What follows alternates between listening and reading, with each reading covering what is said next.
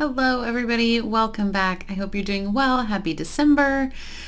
Today I thought that we would take a minute to run through some items that you should be thinking about as we wrap up the year if you have employees. So this is a year-end payroll checklist. These happen to be the items that Gusto sends out to ask everybody to look at and to do as we close out the year. But really they'll apply whether you're using Gusto or something else. So the first one is to add any missing employees to your payroll system. If you paid somebody and they never got set up in the system, definitely make sure that they're in there so that W-2s can be generated correctly. Very important. The next one, review all employee work and home addresses to make sure they're up to date. This is really important if you have employees that are working out of state or living out of state and working remotely. The payroll system cannot possibly calculate the correct state withholding and taxes if your employee has moved out of state but you haven't told the payroll system that that happened. So really, really important to be aware that if you are in Washington State and your employee is in some other state, you have filing requirements to that state. So very important. Enter any payrolls processed outside of your payroll system during the year. So again, if you paid somebody and it's not in the payroll system, make sure to get it in there so that it can be correctly included in W-2s. Gusto in particular asks you to add any contractors to Gusto. This is optional. Your contractors will need a 1099 in January if they meet requirements, but you don't necessarily have to do that in your payroll system. There are a lot of other systems to do that. So while Gusto is saying, hey, add them to Gusto, it does add to your monthly fee. I don't really recommend it unless you're using their ACH processing in order to pay the contractors throughout the year. Otherwise, if you need a 1099 software recommendation, we have those as well.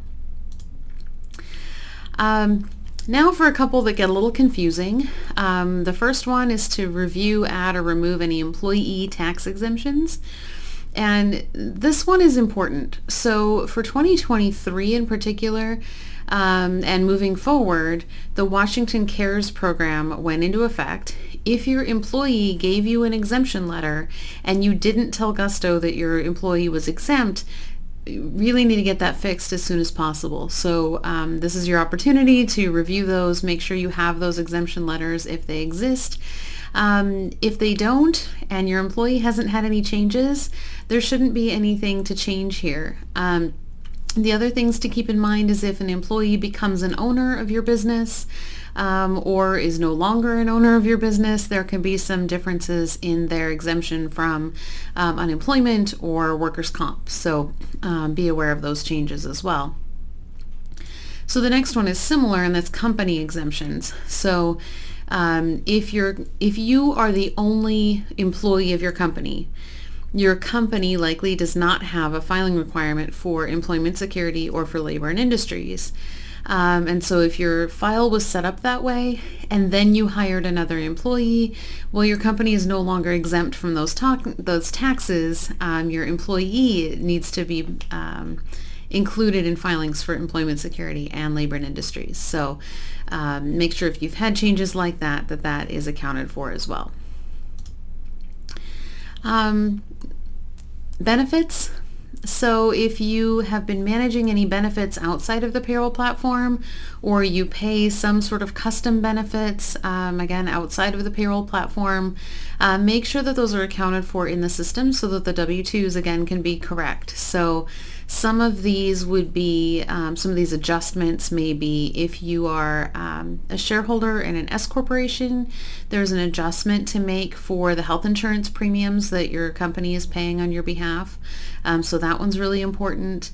The other thing to keep in mind that's sort of similar in this is if you have paid your employees bonuses or given them gift cards or paid them for something, that wasn't a direct reimbursement, those things need to be accounted for in payroll. So if you give your employee a $100 gift card for Christmas, that's very kind of you, but it needs to be entered in the payroll system as a $100 bonus, and payroll taxes need to be accounted for on that. So be mindful of those things. If there are any other kinds of benefits that you're paying for, definitely be mindful that there may be payroll tax implications.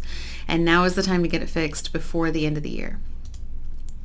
Any questions? Anything maybe that we've missed in wrapping up the year, reviewing your payroll? I guess one other thing I would just throw out there as a bonus is if you are in Washington State and your sick leave policy isn't either in the payroll system at all, or if you haven't revisited it in a while, make sure that you are paying at least the required minimum sick leave allowance.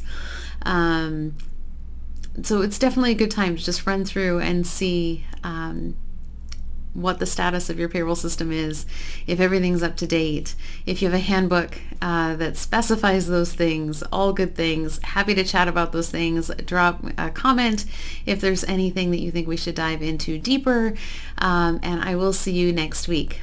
Bye.